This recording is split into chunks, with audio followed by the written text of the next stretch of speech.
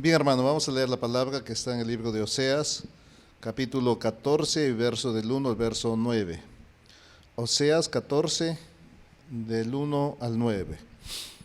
Vuelve, oh Israel, a Jehová tu Dios, porque por tu pecado has caído.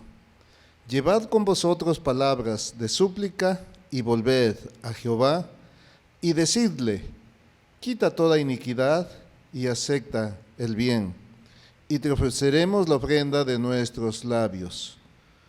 No nos librará el asirio, no montaremos en caballos, ni nunca más diremos a la obra de nuestras manos: dioses nuestros, porque en ti el huérfano alcanzará misericordia.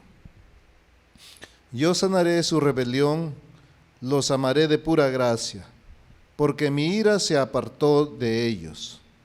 Yo seré a Israel como rocío. Él florecerá como lirio y extenderá sus raíces como el Líbano. Se extenderán sus ramas y será su gloria como la del olivo, y perfumará como el Líbano. Volverán y se sentarán bajo su sombra. Serán vivificados como trigo y florecerán como la vid. Su olor será como de vino del Líbano. Efraín dirá: ¿qué más tendré yo con los ídolos? Yo lo oiré y miraré, yo seré a él como la haya verde, de mí será hallado tu fruto. Quien es sabio para que entienda esto, y prudente para que lo sepa, porque los caminos de Jehová son rectos y los justos andarán por ellos, mas los rebeldes caerán en ellos. Bien, esta es la palabra del profeta Oseas, ¿verdad? Y el nombre de este profeta significa salvación. Él profetiza al reino del norte, a Israel, y a través de su vida, una vida hogareña, el Señor simboliza el castigo y restauración de la nación de Israel.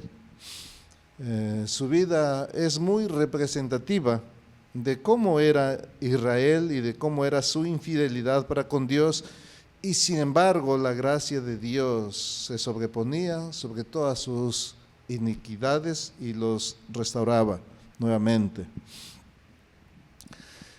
¿Cuál era la situación por la cual el profeta está pidiendo aquí que Israel se vuelva?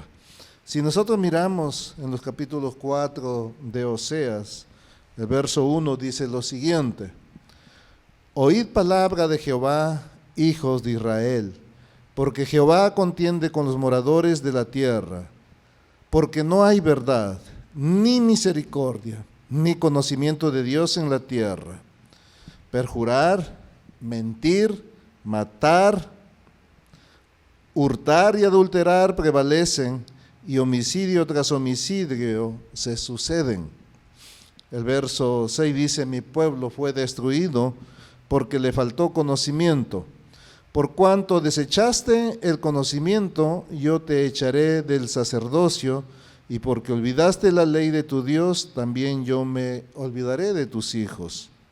El verso 12 dice: mi pueblo a su ídolo de madera pregunta, y el leño le responde, porque espíritu de fornicación lo hizo errar, y dejaron a su Dios para fornicar.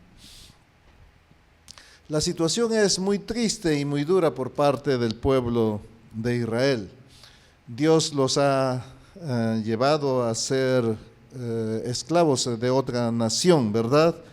Y la causa o razón de esto es el pecado de ellos, pecado que no querían reconocer y que el profeta Oseas está señalando por mandato de Dios, ¿no? Al leer sobre la situación de esta nación, solamente falta cambiarle el nombre y es la situación del Perú, ¿no? Si en vez de Israel nosotros le pondríamos Perú, entonces sería casi, diríamos, 100% idénticas, ¿no? ¿Por qué? No hay verdad, ¿no? Toda nuestra nación es mentirosa, no hay misericordia, aunque muchos dicen conocer a Dios, no lo conocen, ¿no? Se miente, hay muertes cada día, robos, adulterios, homicidios tras homicidio, ¿no? El pueblo pregunta, dice, a su ídolo de madera, ¿no? Y el leño le responde. Imagínense cuántos ídolos de madera o de yeso hay en las cuales la nación, y muchos de ellos le encargan su vida y le preguntan acerca del porvenir y de cómo va a irles y le ruega para que le vaya bien. Entonces, ¿por qué esta situación? Porque han dejado a Dios, nuestra nación ha dejado a Dios. La situación es muy paralela a la situación de Israel, ¿no? Y es justamente en esta situación que el profeta Oseas trae una súplica para ellos. Verso 1, vuelve, ¿no? Súplica de Oseas, vuelve, oh Israel, a Jehová tu Dios, porque por tu pecado has caído, ¿no? Vuelve a Jehová tu Dios, porque por tu pecado has caído. Uno tiene que volver cuando está yendo por mal camino, uno tiene que arrepentirse, y arrepiéntete, vuélvete. Y no estés echando la culpa a los demás de la situación en la cual estás, porque los demás no tienen la culpa, sino tú tienes la culpa. Por tu pecado estás como estás. Y lo que tú tienes que hacer es volverte. Esas son las palabras del profeta para esta nación. Vuélvete a tu Dios. Lo segundo que le dice es aquí, en este verso 2, llevad con vosotros palabras de súplica y volved a Jehová. Quita toda iniquidad y acepta el bien, y te ofreceremos la ofrenda de nuestros labios. Llevad palabras de súplica. En otras palabras, es que tenemos que rogarle a nuestro Señor. Volved a Jehová y decirle, quita toda iniquidad y acepta el bien. Israel debía de rendirse al Señor. Israel debía de volverse a su Creador. Israel tenía que pedir ser limpiado por Él. La expresión es que le quiten su iniquidad, y si así lo hace, entonces lo alabarán al Señor. Nuestra nación, quinquenio a quinquenio, o sea, cada 5 años o cada década, o cada 5 años, tenemos que elegir un presidente, ¿verdad? Y cada 5 años eligiéndolo esperamos que la situación mejore. Muchos ponen su esperanza en el nuevo presidente. Y entonces al cambiar de presidente diríamos hay una nueva esperanza. Sin embargo, el presidente, nuestras autoridades no hacen como nosotros esperamos. ¿Entienden? Y nuestra nación no mejora. A veces parece que va de peor en peor. La situación es más crítica cada vez. Y cuando pasa o sucede eso, entonces solemos echarle la culpa de nuestra situación al presidente y a las autoridades. Es verdad, en parte son responsables, pero ellos no son el problema en sí. Ellos no son el problema. Ellos solamente son el reflejo de lo que es nuestra sociedad. A través de las autoridades, presidente, podemos ver el reflejo de lo que se ha convertido nuestra sociedad, ¿no?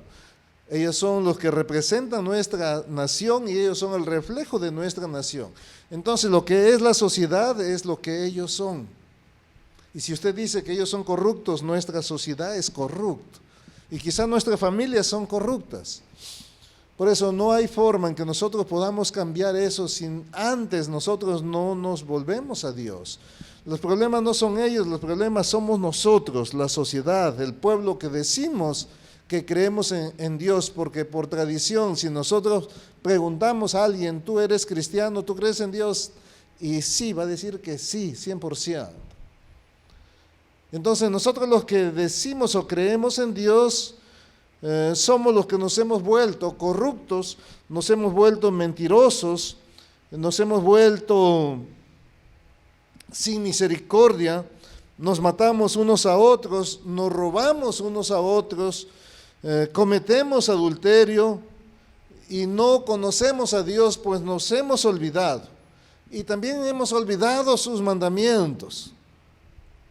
Si nosotros preguntamos o usted le pregunta a alguien cuáles son los mínimos, los 10 mandamientos, y nos vamos a dar una sorpresa que no los conocemos, no sabemos. A los niños quizás les preguntamos y tampoco saben. Puede preguntarle usted, puede empezar por preguntar en su casa a alguien acerca de los 10 mandamientos y se va a dar con la sorpresa que no. Y si lo sabe, pregúntale si los cumplió y va a decir que no, porque esa es la respuesta, no lo hemos cumplido. Y muchos también se han vuelto a la idolatría, aunque dicen que no, pero somos idólatras, nuestra nación es idólatra. Tenemos un ídolo de cada profesión, tenemos un santo por cada profesión, hay santos de todo. Y encargamos nuestra vida ahí, ¿verdad? La Virgen de la Puerta y etcétera, ¿verdad? Y encargamos. Entonces, nos hemos vuelto, como aquí dice el verso 12, mi pueblo a su ídolo de madera pregunta, estos ídolos hechos por manos. Y esa es la verdad de nuestra nación. Y si somos idólatras, pues hemos dejado de lado a Dios. Por eso, hoy la palabra dice, vuelve a Jehová tu Dios. ¿Dónde has ido sin darte cuenta? Muchas veces estamos tan lejos. Y nuestra nación está tan lejos de Dios y por eso podemos ver toda la perdición que hay en nuestra nación, toda la perversidad que hay en nuestra nación. Es porque nosotros nos hemos alejado del Señor, no tenemos temor de Dios. Todos no tenemos temor de Dios. Por eso vivimos como vivimos, porque no tenemos, hemos perdido el temor a Dios. Pero oye, el profeta está diciendo, vuelve a Jehová tu Dios. Y si la situación de nuestra nación es así, no es culpa, como dije, 100% de las autoridades, es nuestra culpa, porque por nuestros pecados estamos como estamos. Es nuestro pecado. No es el pecado de alguien en particular, sino es nuestro pecado y por esa situación estamos como estamos. Pero hoy el Señor está diciendo, vuélvete.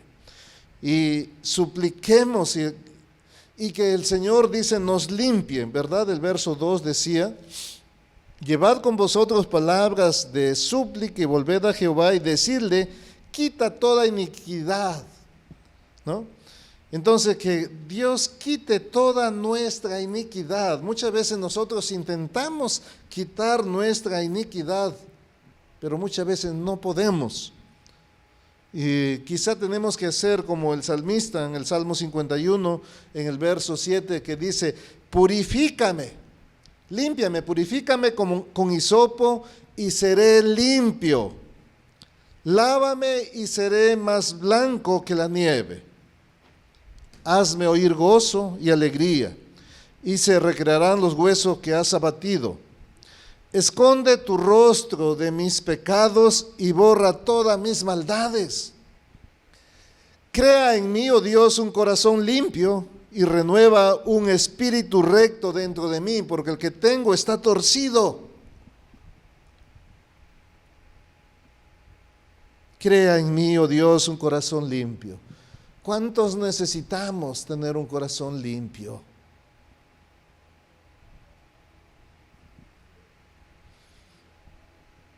Esconde tu rostro de mis pecados y borra todas mis maldades. En otras palabras, no mires, Señor, mi pecado. Son demasiados. No puedo ponerme delante de ti. No me eches de delante de ti y no quites de mí tu Santo Espíritu.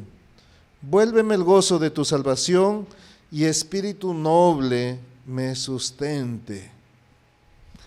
Nadie más puede librarnos de la situación en la cual estamos. Si es verdad, decimos que somos cristianos y decimos que creemos en Dios, pero muchas veces no podemos sentir a Dios. Parece como si Dios nos hubiera abandonado. Y ese era el sentir de el rey David al escribir este salmo.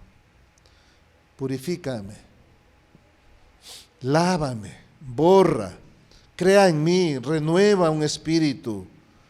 Vuélveme el gozo y espíritu noble me sustente. ¿Cuántos de nosotros podemos reconocer en esta mañana que es nuestro pecado el que nos alejó del Señor? ¿Cuánto podemos decir que necesitamos volvernos al Señor? ¿Cuánto podemos reconocer que solamente es Dios, si le suplicamos, quien puede librarnos, lavarnos con hisopo y ser limpio? El Señor Jesús lo hizo, y es por eso que podemos acercarnos a Dios. El Señor Jesús vino y entregó su vida en la cruz, y esa sangre derramada en la cruz es la que nos limpia de nuestra maldad. Por eso es que cada día necesitamos de Cristo. En sí mismo no podemos ser limpios delante del Señor. Vuélvete con súplica, vuélvete con ruego, vuélvete a Jehová tu Dios. El verso 3 dice: no nos librará el asirio, no montaremos en caballo, ni nunca más diremos a la obra de nuestras manos: Dios es nuestro, porque en ti el huérfano alcanzará misericordia. El reconocimiento que solo Dios puede librarnos. No nos librará el asirio. No lo harán por ellos mismos. Solamente tenemos que reconocer que el único que puede librarnos de toda situación es Dios. No nos librará el presidente de turno, no nos librarán los ministros, no nos librará ninguna autoridad, ni nación vecina alguna. Mucho menos podremos librarnos por nuestras fuerzas. Tampoco consultaremos con los ídolos, diciendo que son nuestros dioses, pues tenemos que renunciar a ellos. Ellos solamente son hechos de madera y de yeso, por la mano de los hombres. Pero solamente Dios es nuestra esperanza, porque su misericordia nos alcanzará, dice, como a los huérfanos. La misericordia de Dios es nueva cada día, y la misericordia de Dios es grande, ¿verdad? Para con los huérfanos, para con los pobres, para con las viudas, ¿verdad? Para con los extranjeros. Y justamente aquí Oseas dice, ¿no? Es esa misericordia, ¿no? Esa misericordia de Dios la que va a alcanzarnos. Es la misericordia de Dios. Hay que reconocer que en ningún otro hay salvación, ni en personaje alguno, ni en nación alguna, ni nosotros mismos. Solamente es Dios quien puede restaurar nuestra vida, y es Dios quien puede restaurar nuestra familia, es Dios quien puede restaurar nuestro hogar, es Dios quien puede restaurar nuestra nación. Día a día hay mucha necesidad. ¿Cómo podemos consolar los corazones de las personas que perdieron a sus seres queridos? ¿Cómo podemos llevar a esperanza a ellos? El dolor que embarga sus corazones es un dolor tan grande. Lo único que podemos decirles es que sí, solamente es Dios quien puede librarnos desde ese dolor. Ahí debe estar nuestro refugio, ahí debe estar nuestra esperanza en Él. Nadie más podrá hacerlo, nadie más. Por eso debemos reconocer que solamente en el Señor Jesús hay salvación. Solamente en el Señor Jesús hay sanidad, solamente en el Señor Jesús hay esperanza. Ante la súplica, ante el llamamiento de Oseas para que el pueblo se vuelva, ante el reconocimiento de que nadie más podrá librarnos, entonces tenemos la respuesta del Señor a partir del verso 4, ¿no? Yo sanaré su rebelión, los amaré de pura gracia, porque mi ira se apartó de ellos. De pura gracia el Señor te sanará, de pura gracia el Señor nos sanará, de pura gracia el Señor volverá a levantarnos. La gracia de Dios es el favor más grande que puede haber recibido ser humano, ¿verdad? La gracia es el favor que, a pesar de que no lo merecemos, como Él dice, yo sanaré su rebelión, los amaré de pura gracia, no porque ellos lo merezcan, ¿no? Y así es el amor del Señor, nos ama de pura gracia, no porque nosotros lo merezcamos. Nadie es digno de ese favor y amor de Dios. Cuando yo pienso en la gracia de Dios, siempre recuerdo la gracia mostrada por el rey David a Mefiboset, nieto de Saúl, ¿verdad? Eso está en 2 de Samuel en el capítulo 9. Ahí en el verso 3 dice lo siguiente: el rey dijo, no ha quedado nadie de la casa de Saúl a quien haga yo misericordia de Dios.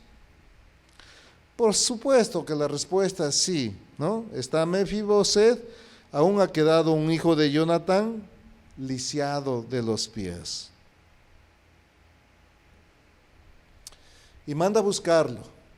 Está en Lodebar, él se ha lisiado cuando se enteraron que el rey Saúl murió, entonces escapando se cayó del caballo y quedó lisiado, y ahí está escondido en un lugar, en Lodebar, un pequeño pueblo, con el temor, viviendo con el miedo de que si el nuevo rey lo descubre, pues será hombre muerto, porque esa era la costumbre de los reyes de aquel entonces, ¿verdad? Exterminar a todos los familiares de los reyes anteriores para que no haya ninguna sublevación. Y por eso ahí está Mefiboset en el lugar más recóndito de ese reino, ¿no? De esa región. Sin embargo, hasta ahí llega la gracia cuando David dice, ¿verdad? Si ha quedado alguien a quien pueda yo mostrarle la misericordia de Dios. ¿Por qué él podía decir de mostrarle la misericordia de Dios? Porque David reconocía que solamente es la misericordia de Dios la que lo ha guiado y lo tiene en el lugar donde él está ahora. Ese momento de su grandeza de él. Pero ahí en su grandeza él recuerda, hay alguien a quien pueda mostrarle la misericordia de Dios. Sí hay alguien, pero es lisiado, ¿no? Pero es lisiado. ¿Qué de bueno o qué de bonito podría encontrar diríamos, hacer que una persona lisiada pueda ir a la mesa del rey o pueda ir a la presencia del rey? Las personas que se buscaban para ir a la presencia del rey eran personas intachables, ¿no? Ahora veamos en el desarrollo, ¿no? Más adelante le dijo David, no tengas temor, porque yo a la verdad haré contigo misericordia por amor de Jonatán tu padre, y te devolveré todas las tierras de Saúl tu padre. Y tú comerás siempre a mi mesa. Y él inclinándose, Mefiboset inclinándose, dijo, ¿quién es tu siervo para que mires a un perro muerto como yo? Imagínense, ¿quién era Mefiboset? Un joven lisiado. Sin embargo, el rey le está diciendo, ¿sabes qué? Yo voy a devolverte todo.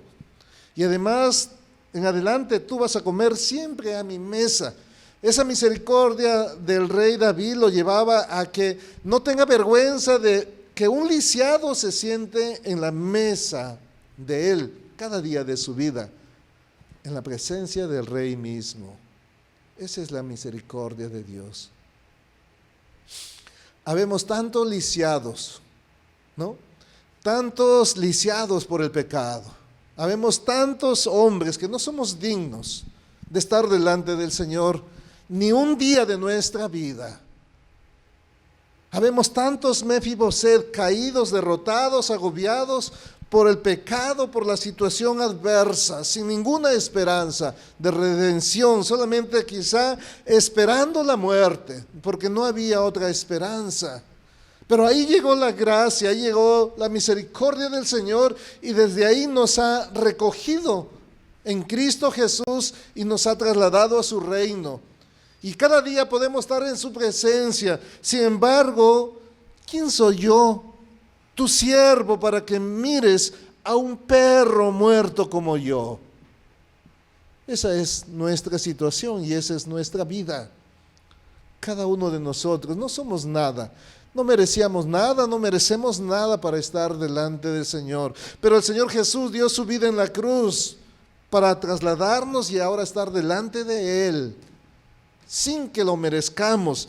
Por eso debemos devolvernos a esa gracia de Dios, esa gracia que se derrama sin que hombre alguno, persona alguna, lo merezca. ¿Quién merecía? ¿Quién era merecedor de que el Señor Jesús dé su vida en la cruz? No, esa fue la gracia del Señor, que lo llevó a entregar su vida en la cruz para recogernos desde ahí donde estábamos, caídos por el pecado, y restaurarnos y llevarnos a la presencia de Dios. Tenemos que experimentar esa gracia. Y si no la has recibido, es el tiempo que la recibas. Y si la has recibido y te has retirado, es el tiempo que te vuelvas a esa gracia del Señor. No la menosprecies, no la menospreciemos. Volvámonos. Ahí donde tú estás, vuelve. Porque el Señor está llamándote. El Señor está diciendo: yo sanaré tu rebelión, los amaré de pura gracia, porque mi ira se apartó de ellos. Yo bendeciré a Israel. El verso 5 dice: yo seré, ¿verdad?, a Israel como rocío. Imagínense, florecerá como lirio y extenderá sus raíces como el Líbano. Se extenderán sus ramas y será su gloria como la del olivo, y perfumará como el Líbano. Volverán y se sentarán bajo su sombra, serán vivificados como trigo y florecerán como la vid. Su olor será como de vino del Líbano. Yo seré a Israel como rocío, ¿no? Yo seré a Israel como rocío. Florecerá como lirio y se extenderá a sus raíces como el Líbano. El Líbano era una cadena de montes nevados de la que parten en todas direcciones sierras menos elevadas.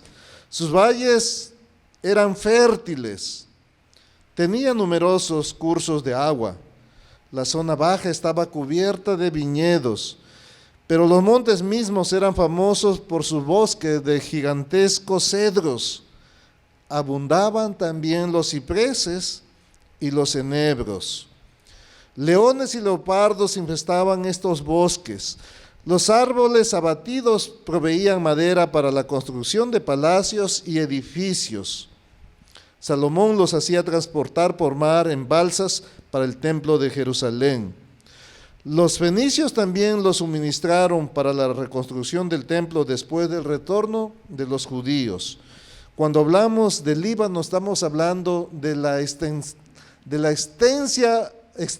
región, la cual Dios ponía para mostrar o para dar un ejemplo de su bendición, ¿no? De su bendición. Ahora dice: yo seré, ¿no? Yo seré a Israel como rocío. Yo seré a Israel como rocío. Yo me quedo un momento con esta palabra. Yo quiero que pensemos, ¿verdad? ¿Por qué el Señor está diciendo: yo seré ahí como rocío? Yo quiero preguntar ahora, ¿no? ¿Cuál es la situación en la cual estamos viviendo? ¿Cuál es la situación en la cual tú vives? ¿Cuál es la situación en la cual yo vivo? ¿Ah? Quizá hemos sido rebeldes, quizás sin darnos cuenta estamos tan lejos del Señor, pero el Señor nos está haciendo volver en este día. Vuélvete al Señor. Él está prometiendo que Él va a sanarte de pura gracia. Y Él está diciendo que nos hará florecer, porque dice que Él será tu rocío, ¿no? Entonces, ¿cómo es tu vida quizá? Quizá nuestra vida o quizá tu vida es como una sequía, porque hay vidas que son secas, ¿verdad? Y cuando hablamos de sequía, podemos hablar de sequía espiritual. Aun cuando tenemos la fe, pues nos estamos secando, porque no podemos sentir a Dios, no podemos tener o sentir la presencia del Señor. Queremos leer la Biblia y no podemos. Queremos orar y no podemos. Queremos alabar. Nos proponemos cada día estar en la presencia del Señor, pero cada día fracasamos y no sentimos a Dios. Esa es nuestra sequía espiritual, de no poder sentir la presencia del Señor. También puede ser sequía de nuestra vida, sequía económica, ¿verdad? Por más que nos esforzamos, ¿verdad?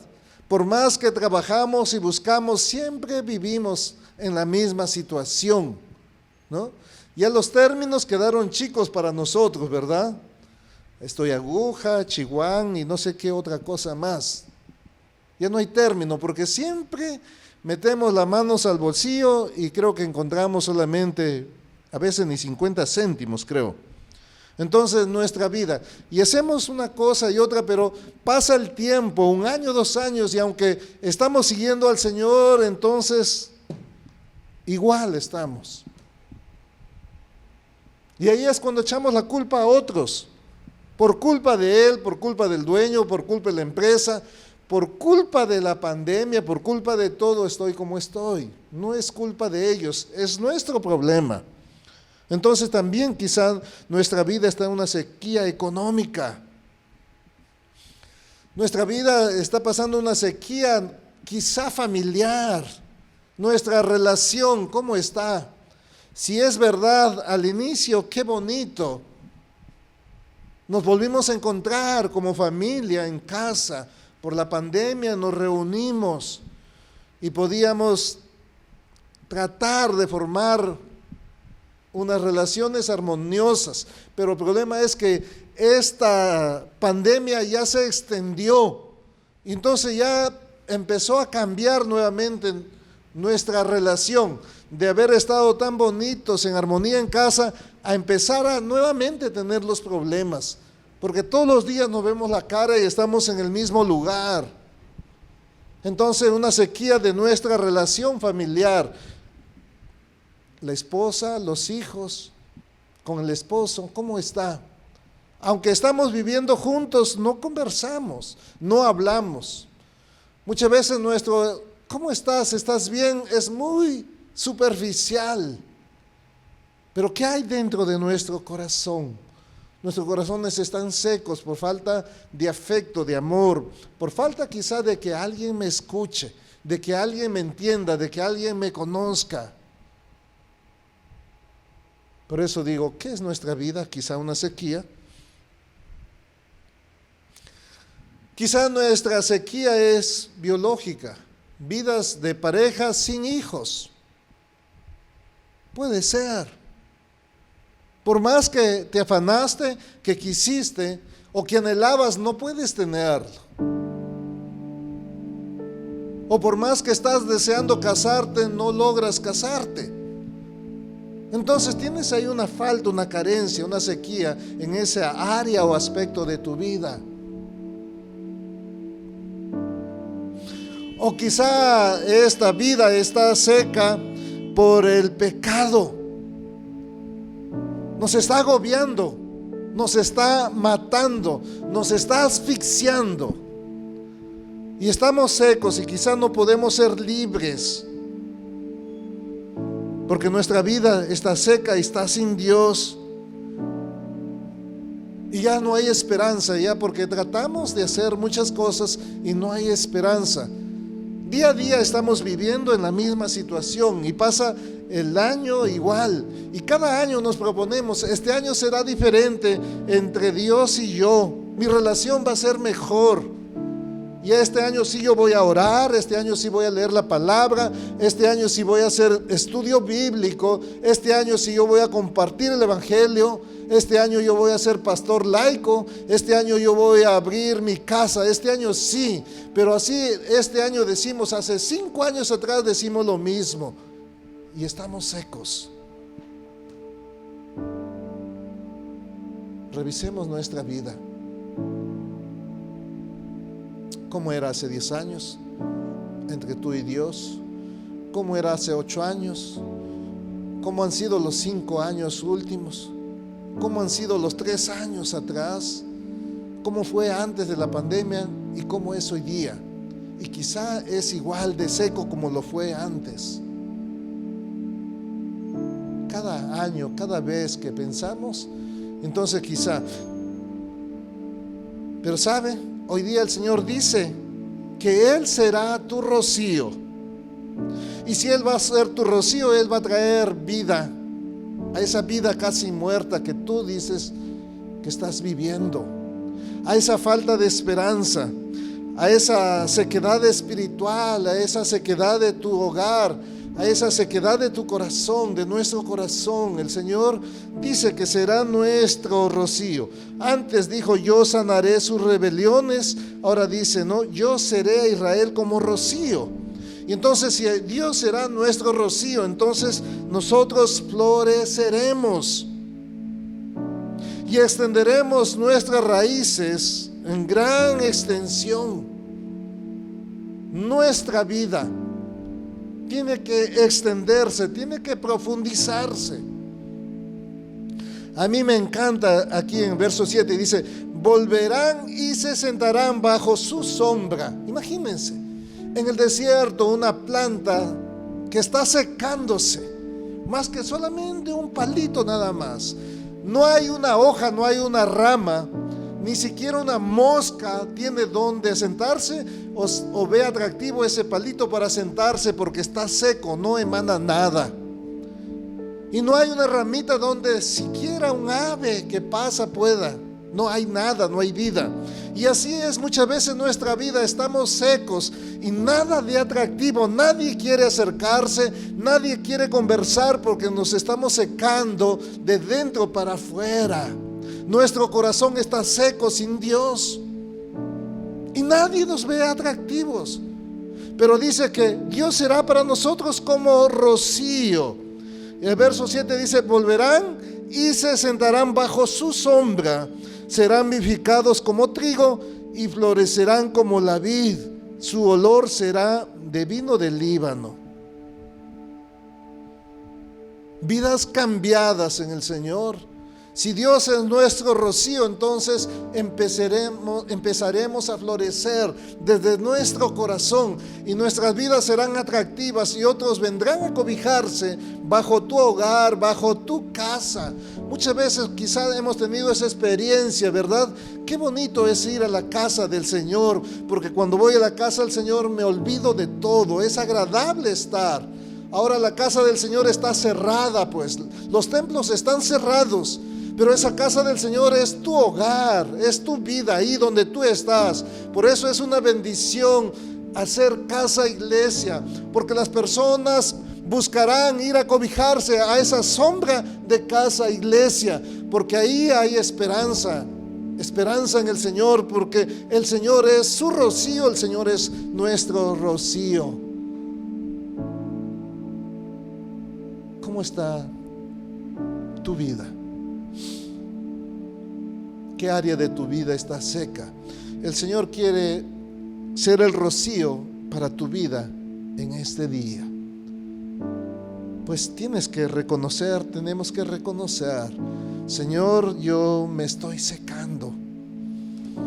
Se está secando, no sé, mis finanzas, mis provisiones, mi familia. Señor, mi relación contigo está seca. Entonces, ¿qué tengo que hacer? ¿No? ¿Qué tengo que hacer? Aquí está diciendo, vuélvete, ¿no? Vuélvete al Señor. Vuélvete a Él con súplica. Vuélvete a Él con súplica.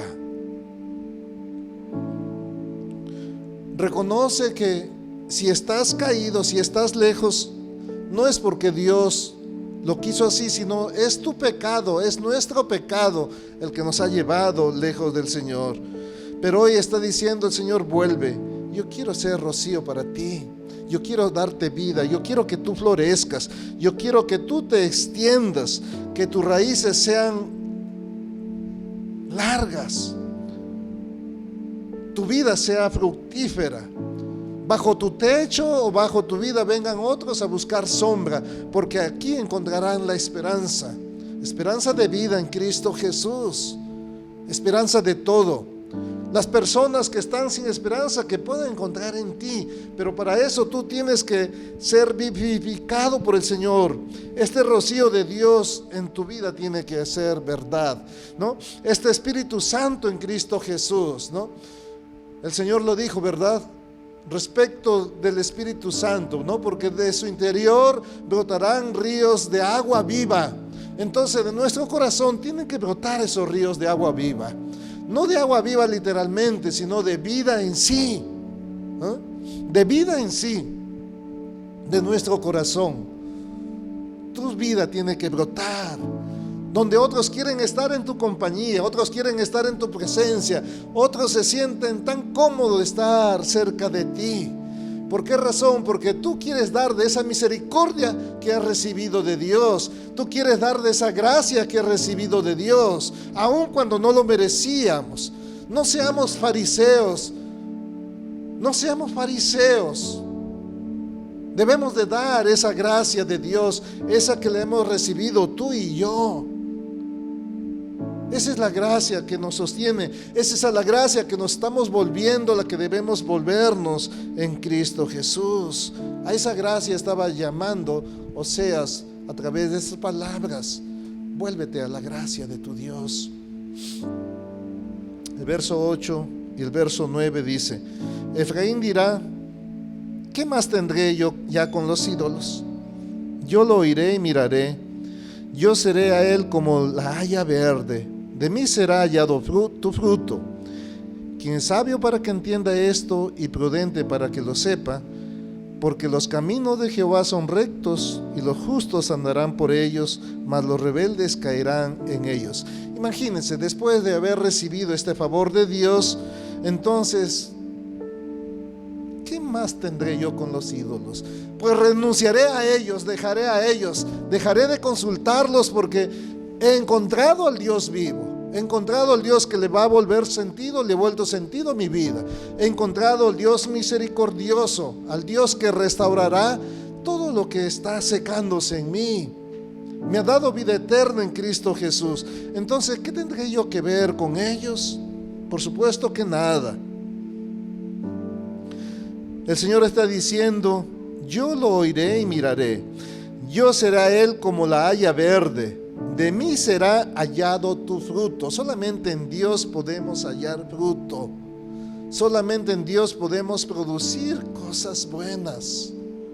Solamente en Dios podemos encontrar esperanza. El que es sabio entienda esto, ¿no? Porque los caminos de Jehová son rectos y los justos andarán por ellos, mas los rebeldes caerán en ellos. Hay que ser torpe y tonto para ser rebelde. Yo anhelo y yo deseo volverme al Señor. Yo espero que también en tu corazón. Imagínense, el Señor Jesús dio su vida por ti, para que tú tengas una vida, ¿no? Una vida llena de esperanza, una vida abundante. Pues no lo rechaces. Si tú has perdido toda esperanza o la estabas perdiendo en toda situación, el Señor te está diciendo hoy día: vuélvete.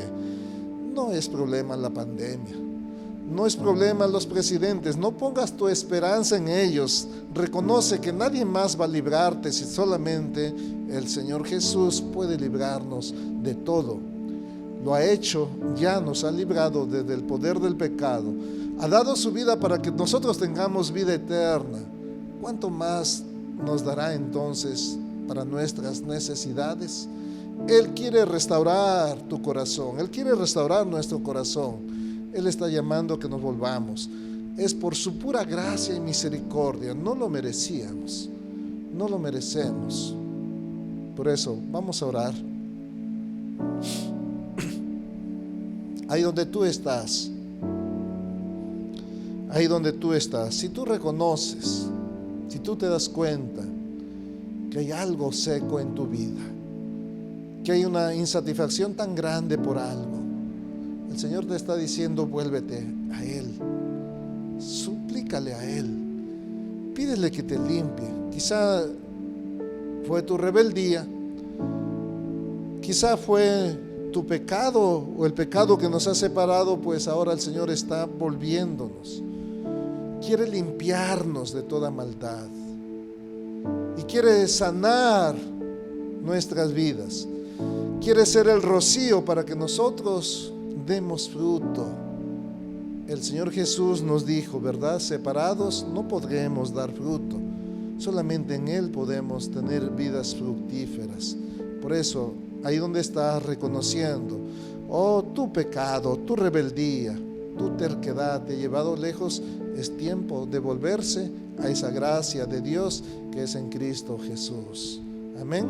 Oremos.